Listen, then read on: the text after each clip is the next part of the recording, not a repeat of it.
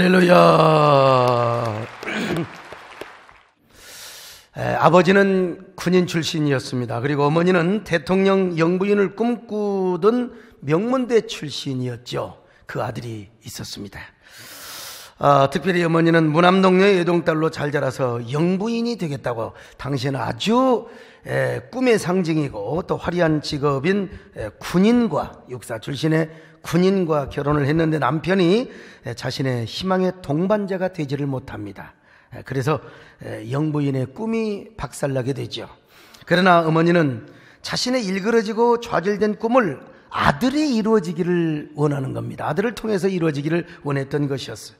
그런데 아들이 기대에 못 미칠 때마다 자기도 모르게 막 화가 나고 아들이 그렇게 원수처럼 느껴지는 거예요. 그래서 아들을 항상 쪼고 볶아댔습니다. 그런 아들의 눈에 비친 어머니의 모습은 이런 모습이었어요. 참 비참하지요. 유치원 때 어머니에게 매를 맞으며 시계 보는 법을 배웠다. 초등학교 때는 운동화 끈을 못 먹는다고 맞아서 울었다. 학교에서 대변 검사를 하는 것을 이야기하지 않았다고 밤중에 어머니가 나를 내쫓아버렸다. 초등학교 3학년 때는 밥을 늦게 먹는다고 어머니가 젓가락을 나에 던져버리고 말다. 초등학교 4학년 때는 집안에 유리창에 금이 가게 했다고 다리에 피멍이 들도록 맞았다. 때로는 무슨 영문인지도 모르고 어머니께로부터 맞았다. 책가방에 동화책이 있었다고 맞았다. 한 번은 전화 받는 것을 전달도 못한였다고 즉흥적으로 구타를 당하였다. 중학교에 들어가서도 엄마로부터 따귀와 손바닥을 맞았다. 중3이 되자 인류고등학교도 못 갈 거라며 형과 비교해 꾸중을 들었다. 키가 작아 사회생활에 힘들 거라고 모욕적인 언사를 듣는 것이 한두 번이 아니었다. 그리고 집안 형제들과 비교하며 어머니는 수없이 나를 인격적으로 모독하고 무시하였다. 여러분, 이 아이는 어머니로부터 받은 이러한 상처 때문에 마침내 자라서 어머니를 살해합니다. 어머니를 죽였어요. 그리고 시신 앞에서 이렇게 말을 합니다. 어머니, 죽은 어머니 시신 앞에서 저에게 미안하다고 한마디 말하기가 그렇게 힘드셨습니까? 미안하단 말 한마디만 해주셨다면, 그 한마디 나에게 해주셨다면, 내가 그 한마디 말만 들었다면 오늘 이런 일은 없었을 텐데. 그리고 그 자식도 어머니 뒤를 따라 갔습니다. 상처라는 괴물이 그 집안을 완전히 풍비박산으로 만들었습니다. 아들만 상처의 피해자였을까요? 아닙니다. 어머니도 상처의 피해자였지요. 상처라고 하는 폭군이 아들의 마음을 지배하고 어머니의 마음을 지배해서 이 상처라고 하는 놈은요, 우리 마음속에 나쁜 운전사를 초청해 온다고 했잖아요. 이 나쁜 운전사가, 난폭한 운전사가 우리의 삶 속에서 막 극단적인 말을 하게 하고 극단적인 행동을 하게 하는 것입니다. 근데 이놈의 상처가 자신으로만 끝나느냐? 아닙니다. 여러분, 대를 이어서 전수를 하는 거예요. 이것을 가리켜서 상처의 세대 전수라고 말합니다. 폭력을 쓰는 부모 밑에 자란 놈은 반드시 폭력을 쓰게 되어 있고요. 그리고 욕을 잘하는 부모 밑에서 자라는 그놈은 반드시 자라서 욕을 하게 되어 있는 것입니다. 반드시. 그래서 상처가 무서운 거예요.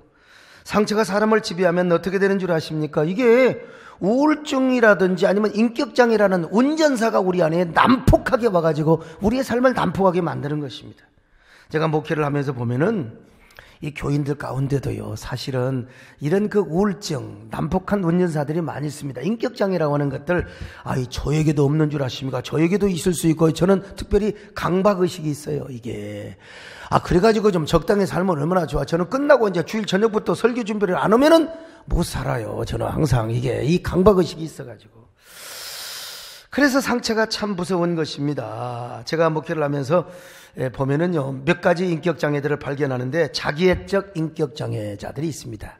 사람은 누구나 자기를 사랑해야죠. 나르시스틱, 누구나 다 자기를 사랑해야 돼요. 그러나 지나치게 자기중심적인 사랑을 하는 사람, 이런 사람은 자기 자신을 아주 과대하게 평가를 하게 되고요, 자기에게만 무슨 막 특권이 있는 것처럼 여기고요, 그래서 자기 자신을 과신하고 너무 막 자기를 딱 그냥 과시합니다. 막 교회 안에서 막 내가 이야기하면 뭐든지 다 되는 것 같아. 그냥 담임 목사님도 내가 전화 한 통이면 다 끝나는 것 같고, 그냥 막 다른 사람에게 막 나를 과시하고 말이죠. 이러다 보니까 타인을 무시하는 행위가 이제 드러날 수밖에요. 다른 사람에 대한 억압과 그 다음에 갈취가 없을 수가 없는 것입니다. 인격적인 착취, 언어적인 착취, 끄떡만 막 말하는데만 남을 그냥 함부로만 말해야 되고 말이죠. 그래서 남에게 불편을 주는 거예요. 이게 다 뭐 때문에 그러냐? 옳고 그름을 떠나서 상처 때문에 그래. 상처가 그 사람을 그렇게 만들어가는 거예요. 그런가 하면 편집증적 인격장애가 있습니다. 이 사람은 뭐든지 팩트로 보지 않아요. 항상 왜곡되게 봅니다. 모든 걸요. 그러니까 끊임없이 타인을 의심하고 내가 하는 것은 옳고 뭐 내로남불이라는 말이 있잖아요. 남이 하는 것은 잘못되고요. 그리고 같은 팩트요 사건이랄지라도 항상 왜곡되게 보고 악의적으로 왜곡을 하려고 합니다. 이제 보고 들을 때부터 아예 선택적 지각과 확증 편향성을 가지고 해석을 하죠. 그러다가 이제 무엇으로든지 남의 꼬투리 잡고 상대방의 무슨 뭐 말꼬리 잡는다든지 이래가지고 그냥 뭐 자신의 유리함을 위해서 뭔가를 얻어내려고 하는 사람. 나는 이걸로 끝나려고 했는데 네가 이러니까 상대방이 이런 말을 하니까 내가 분노를 참을 수 없다. 그래가지고 뭔가를 또 받아내는 사람이 있어요, 여러분요.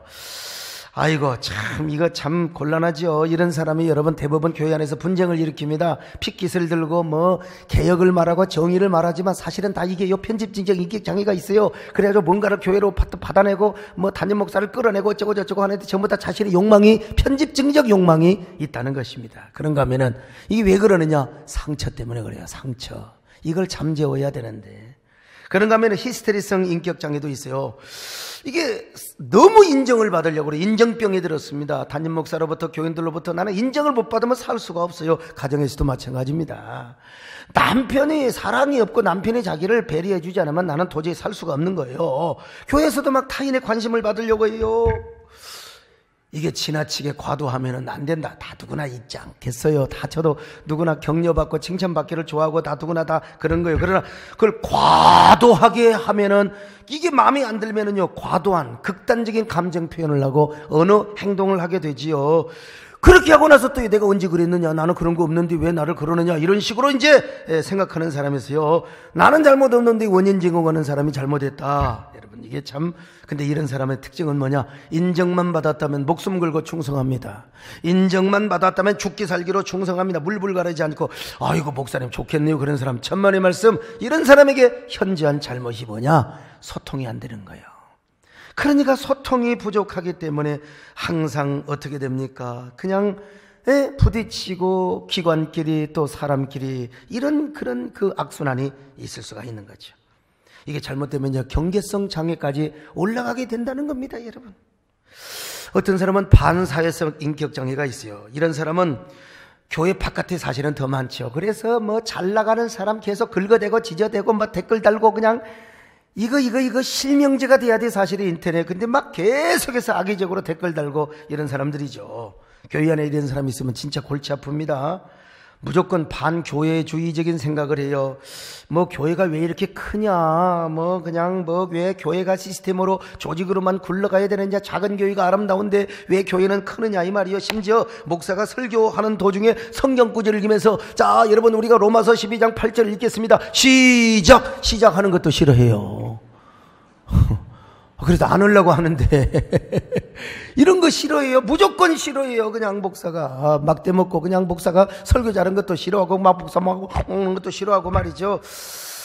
이 반사회적 인격장애 이거 참 그렇습니다. 이게 옳고 그름을 떠나서 이게 상처 때문에 그런 거예요. 참 뭐 요즘요 청년 실업이 더 늘어가니까 이 사회에 대해서 다 반사회성이 그럴 수밖에. 이 사회 구조가 사실은 그렇습니다. 참. 그래서 이제 사회 구조, 전반 구조를 바꿔버려야 된다. 그래가지고 막 차라리 사회주의가 좋다. 차라리 공산주의가 좋다. 이런 막 그냥 젊은 애들이 막 생겨나잖아요. 상처 때문입니다. 상처가 우리 마음을 불편하게 하고 자꾸 여러 가지 인격장애나 소통장애를 가져오게 되는 것입니다. 그래서 우리 안에 난폭한 운전사가 와가지고 막 다른 사람과 충돌하게 하고 막 운전사끼리 막 들이받은 거예요, 막. 그리고 또 접촉사고 내고 도망가 불고 말이죠. 음주운전하고 도망가 불고 말이죠. 이게 다 똑같은 거예요. 거기다가 또 혼자 있으면 되는데 옆에 여자를 태워가지고 이제 이것도 곤란하게 되는 거죠, 아무튼. 이게 다 인격장애입니다. 나는 바른 소리 잘하는데 보면은 다 변명하고 말이죠. 이게 참 그래가지고 여러분 교회에서 막 서로 충돌하고 막 그냥 기관끼리 마찰하다가 결국 모든 타겟은 누구한테 오느냐? 담임 목사한테 오게 되어 있어요. 담임 목사요. 담임 목사. 그래서 이 담임 목사가 이름이 쉽지가 않습니다. 정말 경찰 조직을 거느리는 것도 아니고 검찰 힘을 가지고 하는 것도 아니고 신앙과 인격으로 이런 교회와 이런 조직을 다스려 간다. 여러분 저를 그냥 보면 안 되는 겁니다. 제가 이래봬도 하나님의 은혜로 사는 사람입니다. 여러분요. 하나님의 은혜로 사는 거요. 그래서 여러분 목사나 여러분들 우리 모두가 해야 될 게 뭐냐? 우리 안에 있는 상처, 남북한 운전사를 잠들게 해야 됩니다. 채워야 돼요. 채워야 돼요. 오늘 여러분 아이고 설교 듣는 사람이 졸고 상처가 높아가면 안 되고 여러분 눈은 그냥 또록또록하고 여러분 안에 있는 상처가 잠들어 버리시기를 주의 이름으로 축원합니다. 이놈의 상처는 여러분 사랑에도 있을 수가 있습니다. 어느 부부 사이에 있었던 일인데요. 그 부부는 결혼하기 전에 아주 뜨겁게 사랑을 했습니다. 가난하였지만 열심히 일해서 정말 사랑하고 섬기면서 15년 만에 조그마한 아파트도 샀습니다. 아이를 잘 낳아서 아주 안정되게 교육도 시키고 있었고요. 참 행복한 가정이었지요. 알뜰한 가정이요. 그런데 어느 날 남편이 출근한 후 남편의 서재 책상을 다 청소를 구석구석 치우고 있는데 우연히 남편의 책장에서 노트 한 권이 떨어졌어요. 일기장이었습니다. 여러분 일기장, 남의 일기장 안 보는 게 좋아요. 뭘 봐요. 여러분 남편 핸드폰도 뒤지지 마세요. 그거 뭘 뒤져요. 우리도 집사람이 한동안 검열을 했는데 그러니까 또 부목사 사모님들이 그걸 따라서 다 검열하는 거야. 윗물이 맑아야 아랫물이 막는 거죠. 우리 마누라가 안 하니까 또 부목사님들 사모님 안 한다고 어떻게 이럴 수가 있느냐고 기적이 일어났다고 말이죠.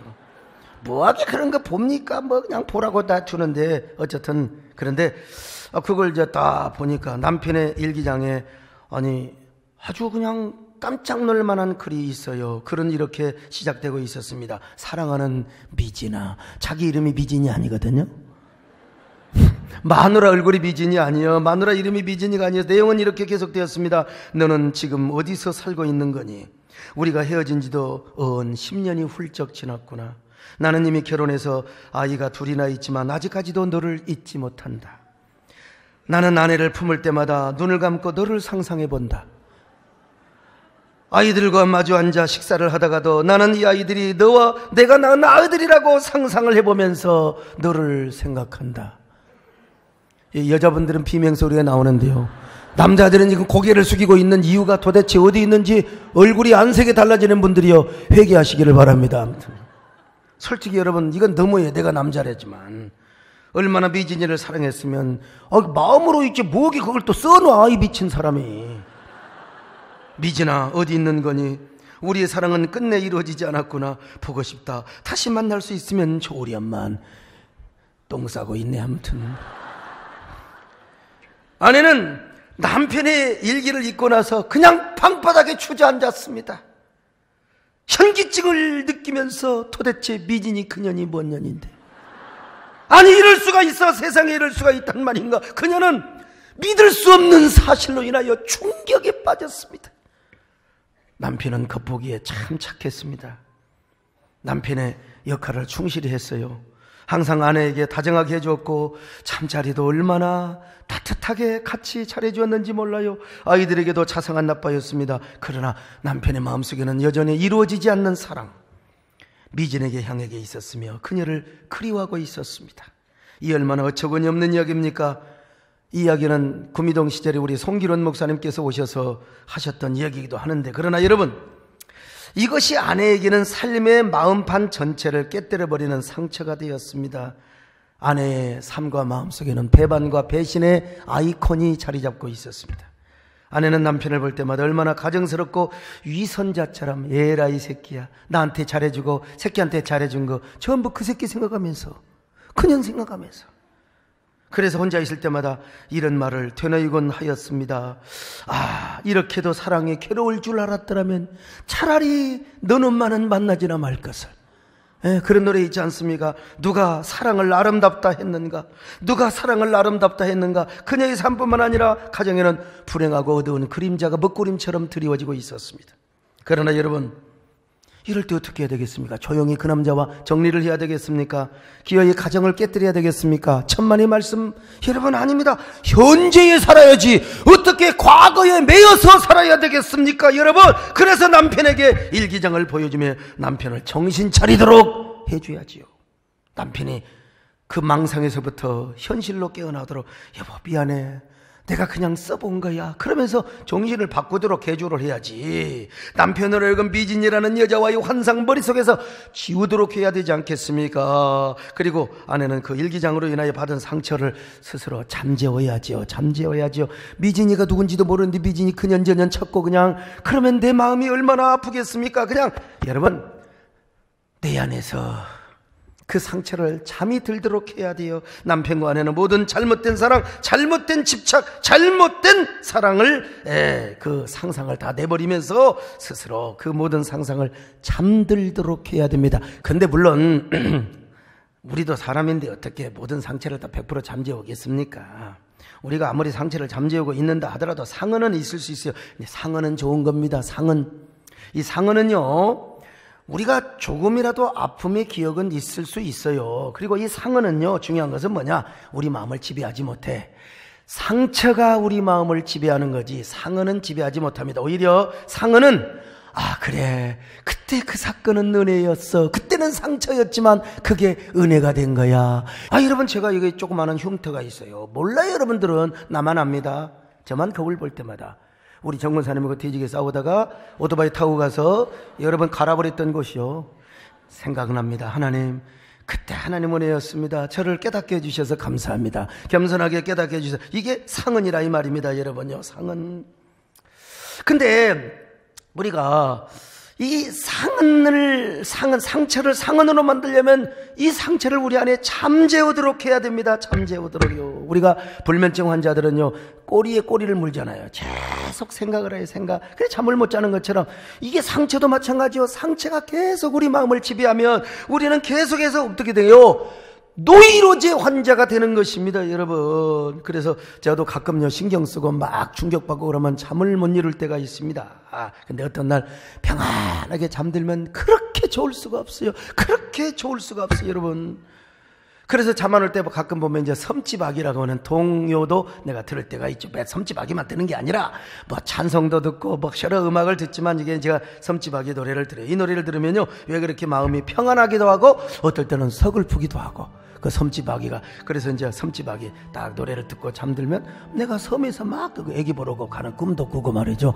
이래 꿈 안 꿔야 되는데 왜 그런지 모르겠어요. 옛날에는 그렇게 굳세고 그렇게 용기가 있고, 그런데 요즘은 왜 이렇게 눈물도 많고 약해지는지 막 저희 집사람 뭐라고 하자 하는데 이게 내 마음이 안 드는 거예요. 나는 왜 이렇게 약해지는지. 이게 참, 여러분 그 노래 아시잖아요. 막 엄마가 섬 그늘에 굴 따러 가면 아기가 혼자 남아 집을 보다가 바다가 들려준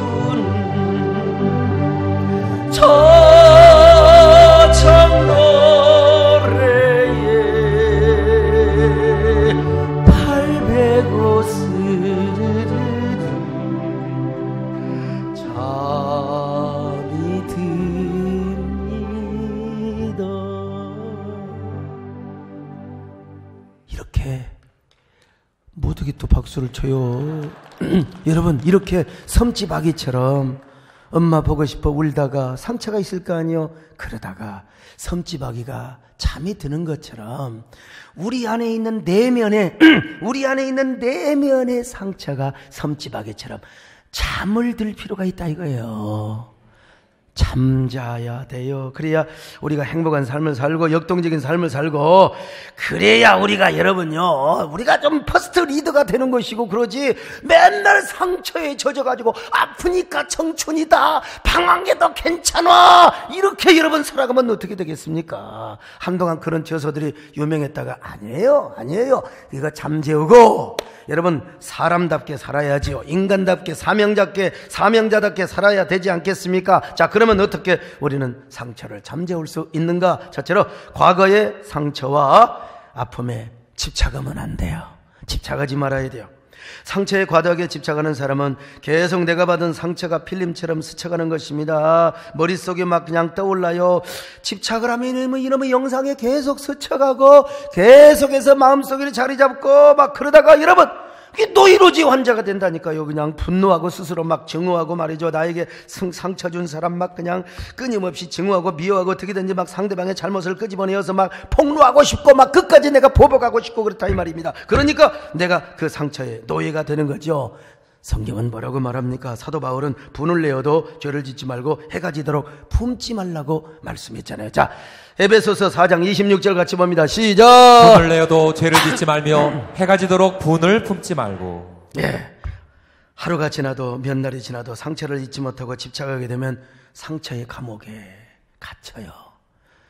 에이 뭐냐, 우리가 분을 품으면 못 삽니다. 오늘 마태복음 28장에 보면요, 예, 상처의 종에 대한 비유를 설명하고 있습니다. 마태복음 18장에 보면은 왕과 종 사이의 부부관계, 이 부채관계를 비유로 들어서 하나님 나라를 쉽게 설명하고 있습니다. 이 부채관계입니다. 이 부부관계가 아니라. 어느 한 종이 1만 달란트를 빚을 졌어요. 1만 달란트, 요즘으로 보면 한 3, 4조 됩니다. 평생 우리 교회 아무리 부자라도요, 수천억 원이 있어도 3, 4조의 부자는 아직 없어요. 우리 교회에 3, 4조를 어떻게 갚습니까? 내가 3, 4조 여러분 빚졌는데 여러분들이 갚아주겠어요? 이건 불가능한 천문학적인 숫자입니다. 이 4조 원이라는 현찰의 돈을 어떻게 갚아요? 그런데 이게 종이 왕한테 가서 얼마나 애걸 먹고라든지 왕이 탕감을 해버렸어. 그냥 국가에서 아예 사면을 해버렸다 이 말이에요. 그냥. 그런데 이 양반이 그렇게 자유함을 받았으면 얼마나 감격해요. 근데 길 가던 중에 자기한테 100데나리온, 이거 한 석 달이면 벌어요. 그건 못 갚는다고 빨리 갚으라는 거예요. 멱살 잡고 이 새끼야 빨리 갚으라고. 그래서 아이고 제발 다음에 갚겠다고 지금 안 갚은다고 감옥에다가 넣어버렸어요. 이걸 동관들이 보고요, 야 이건 너무했다, 왕한테 고발을 했어요.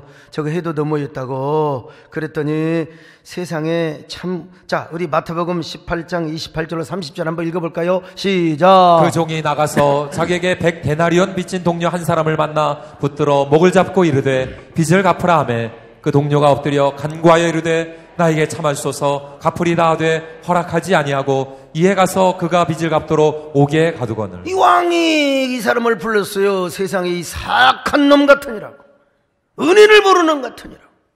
내가 너에게 1만 달란트를 부채를 탕감해 줬거늘 세상에 그 100데나리온 빚진 자를 용서 못해. 그 사람을 세상에 감옥에 쳐넣다니. 네가 감옥에 가거라. 네가 가서 콩밥 먹고 네가 가서 옥졸들에게 괴롭힘이나 당하거라. 자, 마태복음 18장 31절로 34절입니다. 시작. 그 동료들이 그것을 보고 몹시 딱하게 여겨 주인에게 가서 그 일을 다 알리니 이에 주인이 그를 불러다가 말하되 악한 종아, 내가 빌기에 내가 내 빚을 전부 탕감하여 주었거늘 내가 너를 불쌍히 여김과 같이 너도 내 동료를 불쌍히 여김이 마땅하지 아니하냐 하고 주인이 노하여 그 빚을 다 갚도록 저를 옥졸들에게 넘기니라. 여러분 보세요. 오늘 이건 우리를 향한 하나님 나라 비유입니다. 우리 하나님께서 예수 그리스도의 피로 억만 가지 죄를 다 용서해 주셨어요. 여러분 다 용서해 주셨어요. 다. 여러분 이거 밀양이라는 영화에서 그러잖아요. 자기 그 사람은, 내가 전도연 씨는 거기 주인공이 누구였습니까? 용서 못해도 하나님은 다 용서해 줬다니까요. 다 용서해 준 거예요. 근데 내가 용서하는데 네가 무슨 용서를? 여러분, 하나님은 누가 용서를 하고 자시고 간에 하나님 다 용서해 주십니다. 이걸 인간적으로 막 반기독교적인 그런 영화 스럽게 그렇게 참 오해할 수 있는 영화로 이렇게 우리가 비춰졌는데, 여러분 하나님은 다 용서해. 여러분의 죄가 동의서에서 뭔 것처럼 여러분의 죄를 우리 주님께서 다 용서해 주셨습니다. 다 용서해 주셨다니까. 그런데 그렇게 억만 가지 죄를 다 용서받았는데, 아니 우리가 형제 자매의 그 조그마한 죄를 용서 못합니까? 조그마한 실수 용서 못해요? 이거 용서를 못해가지고 그것 때문에 그냥 교회가 쪼개지고 교단이 쪼개지고 욕망 때문에 그냥 한국교회 교단이 몇입니까 도대체? 그 미움과 증오 결국은요 내 안에 상처를 만들고, 그 상처는 나를 감옥에다 갖다 내 스스로 감옥 안에 갇혀서 스스로 양심이 가책이 되고 스스로 괴롭고 스스로 증오의 감옥 안에서 스스로 여러분 아주 그냥 그 신음을 나게 된다 이 말입니다 여러분. 그러니까 어서 빨리 이 아픔과 상처를 벗어나야 된다. 벗어나는 비결은 뭐냐? 이걸 잠재워버리라. 할렐루야. 잠재우시기를 축원합니다. 다 잠들게 하시기를 축원을 합니다. 차라리 상처를 잠들게 하라. 여러분 잠들게 하는 주인공 되시기를 축원합니다. 두 번째로 과거의 상처와 아픔을 기억도 하지 말아야 된다는 것입니다. 이 가끔 기억이 나요. 집착은 안 하대로 기억이. 근데 여러분 우리 하나님께서 기억하지 말라고 말하지 않습니까? 이사야 43장 18절입니다. 시작. 너희는 이전 일을 기억하지 말며 옛날 일을 생각하지 말라. 여러분 옛날 일이 무엇입니까? 바벨론에 끌려가던 일이야. 끌려가가지고 그 바벨론이 끌려갈 때 시드기야 왕한 두 눈이 출출 그냥 뽑혀가지고 피 흘리고 가고 뭐 고관 대작들 다 끌려가죠. 애새끼들 다 끌려가죠. 거기 가가지고 바벨론 강가에서 종노릇을 하면서 매일매일 고토를 그리워하며 비탄의 노래를 여러 번 불렀지 않습니까? 여러분 그게 뭐예요? 종노릇하며 팥줄 보는 머슴 노릇하면서 그게 바로 세계적인 가수 보니 에미 시편 137편의 내용으로 부른 그 히트곡입니다. 여러분 리버스 오브 바벨론이요. 이거 기억하지 말라 이겁니다. 여러분요. By the rivers of Babylon where he sat down, yeah, we wept when we remember Zion. 이건 남진 장로님이 불러야 이게 구성이 맞는데. 그래서 이 모든 것들이 지옥의 상처들로 기억되고 있어요. 그런데 하나님께서 그 기억하지 마라. 나도 너희 죄 기억 안 하는데 니들이 왜 기억하느냐? 기억하지 마. 그냥 기억하지 마. 상흔으로 만족해.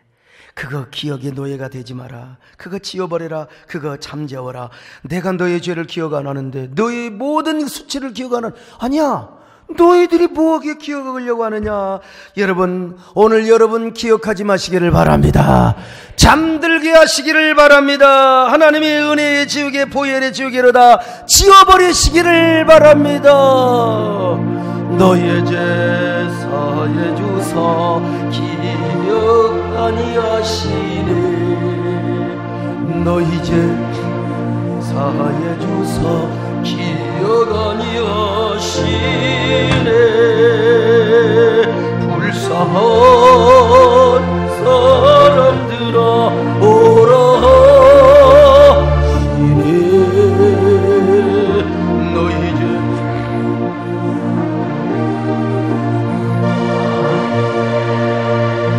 사해 주사 기억 아니하시네.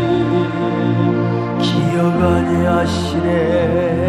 우리 하나님이 기억 안 한다는데 왜 기억을 하느냐? 기억도 하지 말라. 세 번째 마지막으로 그래도 아픔이 있고 상처가 있으면 아픔과 상처를 가지고 주님 앞에 나가 주님 품에 안기라는 거예요. 주님 품에 안겨요. 아가서는요 솔로몬과 술람미의 사랑 이야기입니다. 술람미가 너무 솔로몬을 사랑한 나머지 상사병에 걸려요. 누군가를 사랑해서 상사병에 걸려봤습니까? 꿈속에 되어진 일인데요. 아니 솔로몬이 떠났네요. 자기가 잠자다 보니까 떠나버렸어. 그래서 솔로몬을 찾기 위해서 막 이리저리 왕궁 바깥에까지 다니면서 왕으로서 체면과 모든 품위를 포기하고 아니 궁궐 바깥에 가서 찾아 헤매다가 막 경호원들한테 요즘으로 말하면 그 경호원들한테 그냥 잡혀가지고 겉옷을 벗기움을 당하고 따기를 맞으며 그냥 찾아 왕이여 어디 계십니까? 왕이여 왕이여 왕이여. 그러다가 여러분 솔로몬 왕이 술람미 여인에게 딱 그대여 짐을 찾느뇨. 여러분 이 술람미 여인이 얼마나 기가 막히겠어요. 폐야 웬일이오십니까? 폐야 이 마음을. 이건 제가 그냥 해보는 거예요. 네. 얼마나 그렇게 사랑하고 사모했으면요. 그랬을 때 솔로몬 왕이 왼팔로 술람미를 탁 베개하고 오른손으로 쫙 안아준 거요. 자, 아가서 2장 6절 보실까요? 시작. 그가 왼팔로 내 머리를 고이고 오른팔로 나를 안는구나. 자, 여러분 그 순간 얼마나 술람미 여인이 행복했는지 그 속에 있는 상사병, 상처병, 모든 아픔 싹 사라져버렸어요. 잠들어버리고 만 것입니다. 여러분 도저히 그 내 안의 상처가 정말로 지워지지 않고 그렇게 괴롭혔던 술람미 여인이 그냥 완전히 잠들어버렸어요. 이거 지금 여러분 술람미와 솔로몬의 사랑은 우리와 예수님과의 사랑을 가르쳐주는 것입니다. 오늘 그러니까 우리도 어떤 교훈입니까? 도저히 내 안의 상처가 지워지지 않고 계속해서 떠오르며 계속해서 나를 괴롭힌다면 여러분 우리가 누구한테 나가느냐? 주님 앞에 나가는 거예요. 주님 품에 안기는 것입니다. 그러면 주님께서 왼팔로 여러분 머리를 고이시고 오른팔로 우리를 딱 안아주시는 우리 주님이요. 그때마다 주님의 품속은 뭐요? 사랑과 평화입니다.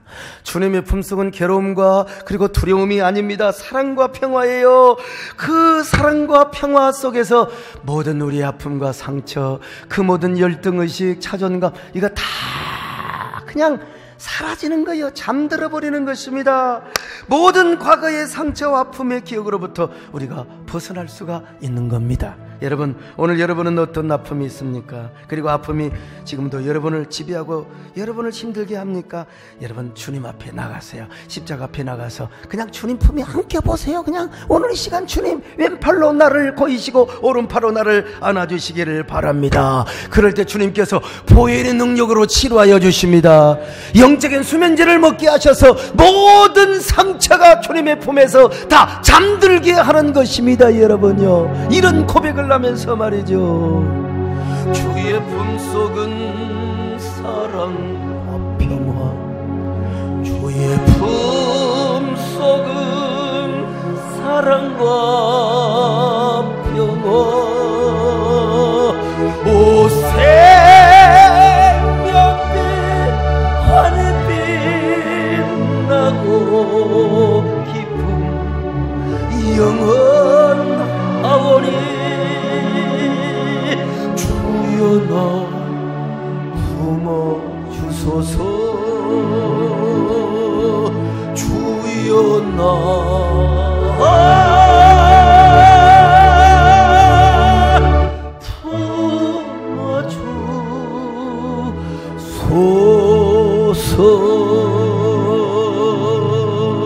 품어주소서. 상처는요 잠재우는 것으로 여러분 만족해서는 안 됩니다. 이제 주님이 이루실 새 일을 바라봐야 됩니다. 보라 내가 새 일을 행하리라. 오늘 성가대가 너무나 귀한 찬양을 내주었습니다마는 여러분 오늘 뭐라고 하면 광야에 길을 내고 사막에 강을 내리라. 자 이사야 43장 19절을 같이 봅니다. 시작. 보라 내가 새 일을 행하리니 이제 나타낼 것이라. 너희가 그것을 알지 못하겠느냐? 반드시 내가 광야의 길을 사막에 강을 내리니. 여러분에게 여러분 새 비전이 무엇입니까? 하나님이 새로운 일을 해줄 걸 무엇입니까? 여러분 하나님께서 주신 약속의 말씀입니다. 아멘.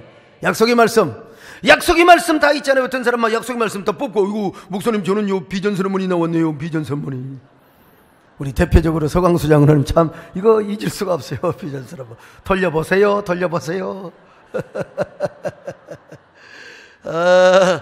여러분 비전 선언문도 약속의 말씀으로 받아도 은혜가 됩니다. 그러나 그 뒤에 보면은요 저는 하나님께서 원수들과 올해도 싸우는데 원수들을 다 물리쳐 주시고 구원해 주시고 하나님의 집 갖게 해주시는 놀라운 약속을 하나님 나는 그 말씀을 붙잡고 기도합니다. 여러분 비전의 말씀 약속의 말씀을 바라보시기를 바랍니다. 그리고 5가지 기도 제목 아닙니까? 이걸 붙잡고 이제는 뭐라고 말합니까? 일어나 빛을 발하라. 이사야 60장 1절입니다. 시작. 일어나라 빛을 발하라. 이는 내 빛을 잃었고 여호와의 영광이 내 위에 임하였습니다. 여러분 여호와의 영광이 임하였다는 거 여러분의 기도의 제목이 응답되고 약속의 말씀이 성취되면 그것이 여호와의 영광이 이루어지는 것이고 그리고 여러분 무엇을 합니까? 여러분은 드디어 하나님의 빛을 발하게 되는 것입니다. 빛을 발하시기를 바랍니다. 상처를 잠재울 뿐만 아니라 새 일을 바라보시기를 바랍니다. 빛을 바라보시기를 바랍니다. 그래야 우리의 사명이 더 굳건해지는 겁니다. 우리 교회를 더 잘 섬기고 한국교회를 잘 섬기고 공적 사역을 잘할 수 있게 퍼스트 리더가 되고 여러분 퍼스트 무버가 되는 것입니다. 주여 내가 여기 있나이다. 내가 하나님이여 정말로 하나님의 귀한 사명을 잘 섬기도록 하기 위하여 나를 사용하여 주시옵소서. 나를 써주시옵소서. 그런 저와 여러분 되시기를 축원합니다. 아멘. 주님 내가 여기 있사오니 나를 보내소서. 나의 몸 주께 드리오니 주 받으옵소서. 주여 내가 여기 있사오니 나를 써주소서. 가진 것 모두 주께 주옵소서.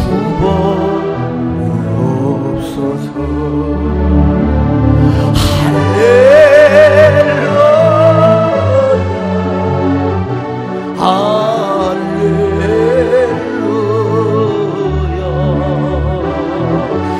할렐루야.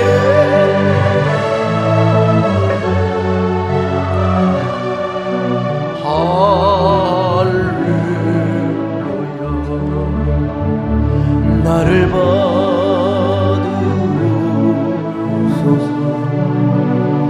나를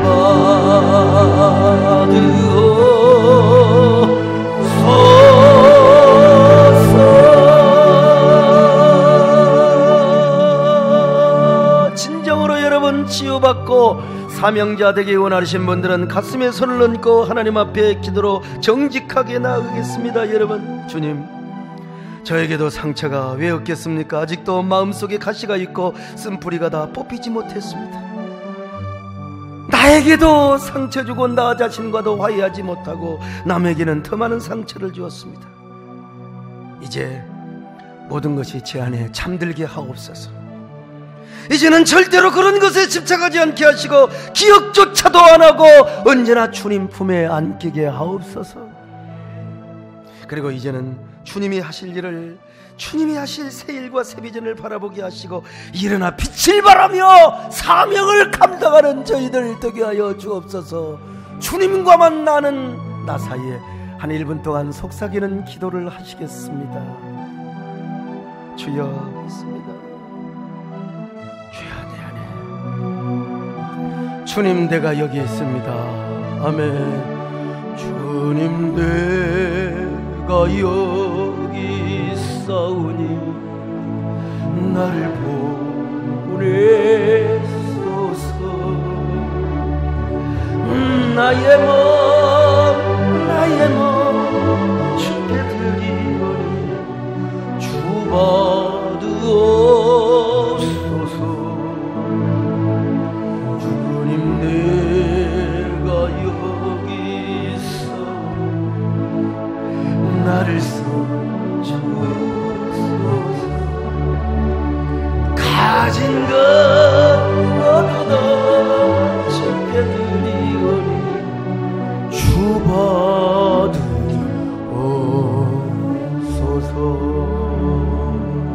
하나님 감사합니다. 우리를 써주시옵소서. 우리를 보내주시옵소서.